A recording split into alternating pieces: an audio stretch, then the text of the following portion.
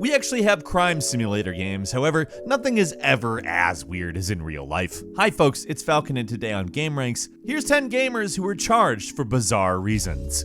Coming in at number 10, a man was arrested for trying to leave Kmart with 19, yes, 19 video games. Yes, the kind of video games that you bought in the store in a plastic case that looked a lot like a DVD or Blu-ray case. Because it was 2013 when this happened, he tried to steal almost 20 games. Just shoved them all down his pants and thought he could walk away with them. Now, you and I both know that most pants don't hold 20 video games, so I'm assuming he was either wearing oversized pants or looked ridiculous, in that there's definitely no person with square muscles out there wearing skinny jeans. Also, like, pretty much every store has security cameras too. I'll bet they've trained some of them on the video games. Oh look, there's a guy putting video games in his pants. I'm sure he'll stop at 3 or 4. Oh, there, he's past 5 now. That's 6, 7, 8, 9, 10, 11. All right, he's at 19. If he tries to leave, we're gonna have to stop him. You guys know that, right? Somebody's gonna have to take those games out of his pants. Not it! You know what that means? That means it's not gonna be me. I called not it.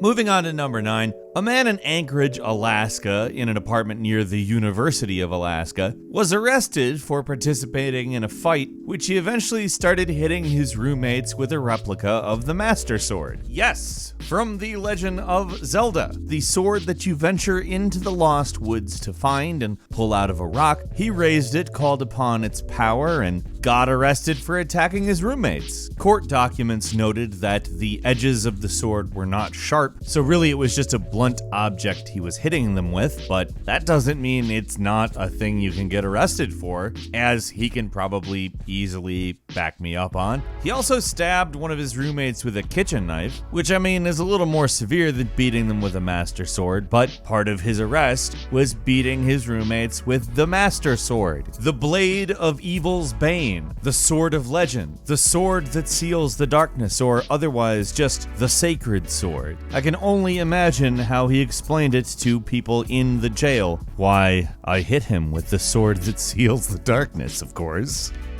Moving on to number 8, a flight sim developer got arrested for buying flight manuals for US aircraft that he wasn't supposed to be buying. Now, he specifically wasn't supposed to be buying them because he's a Russian national, so he was actually having people buy them on behalf of him in the US and ship them to him. Now, he was actually charged for doing this in 2016, but was never arrested. However, earlier this year, he traveled to Georgia, which does in fact have an extradition agreement with the United States. Because of this, he was arrested in Georgia and extradited to Utah. His employer, the Eagle Dynamics Group, is from Switzerland and said that while his excuse was that he was buying these manuals in order to develop the games better, they disavowed any involvement in it and said that they intended only to develop games that are based on publicly available information. I'm guessing our man just had a different agenda. He was going for pure accuracy and got himself in pretty big trouble. I mean, unless he was some kind of a spy, which seems doubtful. I'm sure pretty much everybody knows everything they need to know about F16s at this point, without channeling manuals through a developer. So let's just be clear, it probably was just an obsessive dude.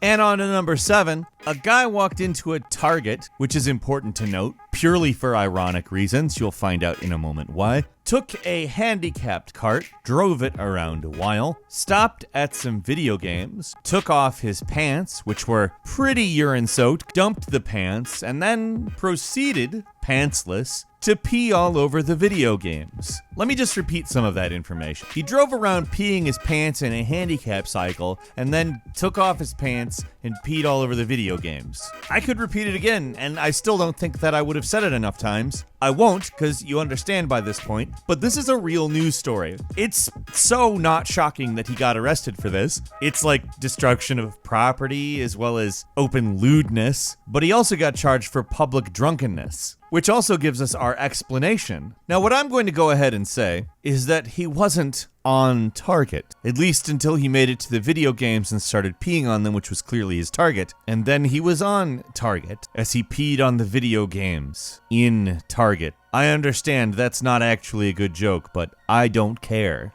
And on to number 6. Hey, did you ever think you'd hear about somebody trying to tunnel into GameStop by breaking into a vacant, unrented storefront, which was next door to GameStop, and tunneling through the wall in the back room. This is what I would like to call dedication. However, dedication, when backed up with, well, a lack of intelligence, I guess would be the best way to put it, tends to produce results just like this, where you get arrested for tunneling into GameStop because you thought you were going to tunnel into GameStop. Because that's so different than if you had just broken into GameStop. I'm sure their security system has never dealt with anything other than somebody breaking through the front door. This is one of those things where it's just like, why'd you do this? You probably could have broken in a different way and at least save yourself a lot of energy, because you probably would have got caught that way too. I can't assume the person who would have done this would not get caught if they had done it some other way. Like maybe he'd get away from the store and then walk around like saying stolen games for sale or something. It's not a bright person that we're talking about here.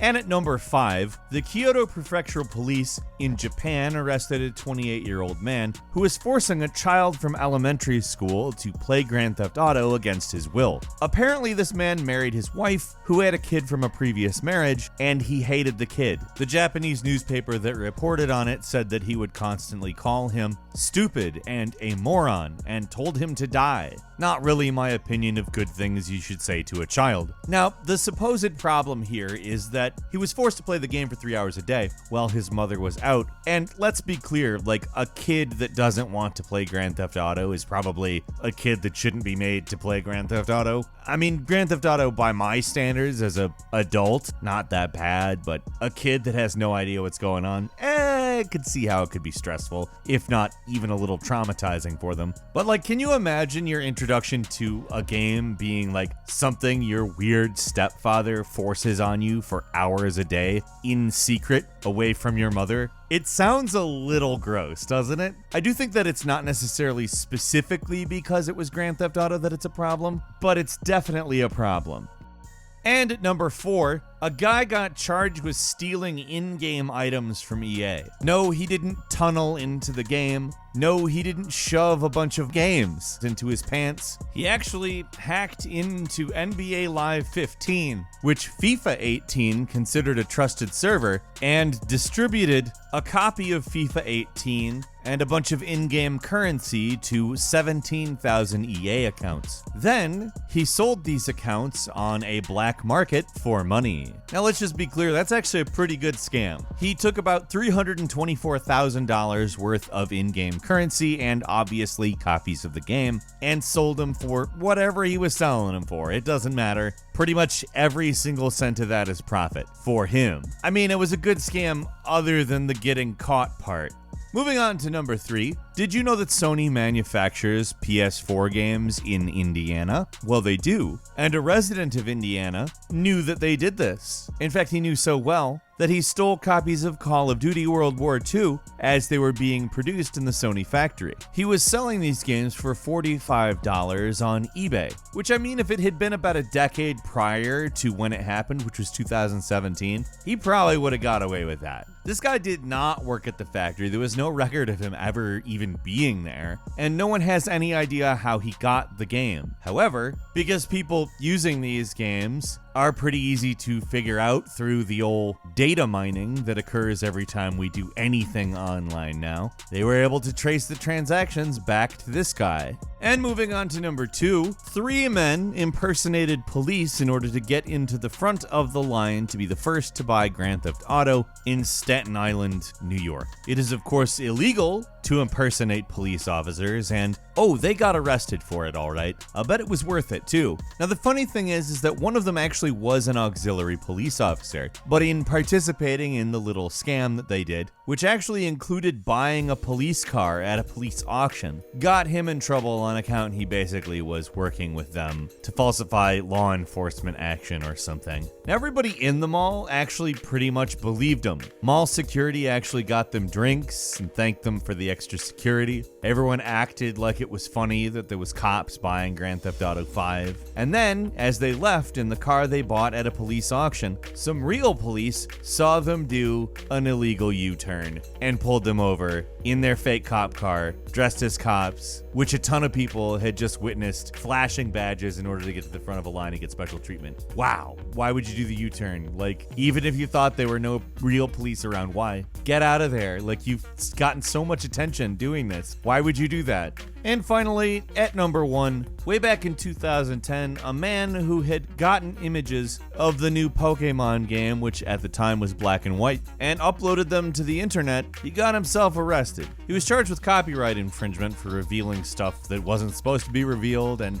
I think the funny part of this is that the way they found it was what the city police call cyber patrol, which, in case you don't want to think for, a second, he's just surfing the internet, and that's it. The police get on the internet, which is just inherently silly. Like, logically speaking, probably very few people actually saw the picture of the Pokemon, and I'll bet it didn't matter. I'll bet people bought the game anyway because it was Pokemon. Leaks basically function as promotion, which is something that video game companies have more or less figured out since then. What did you think of all these stories? I think they're hilarious and weird. Leave us a comment, let us know what you think, and if you like this video, please click like. If you're not subscribed, now's a great time to do so. We upload brand new videos every day of the week, and the best way to see them first is because of subscription. So click subscribe, and don't forget to click the notification bell. As always, we thank you very much for watching this video. I'm Falcon. You can follow me on Twitter at Falcon the Hero, and we'll see you next time right here on gameranx.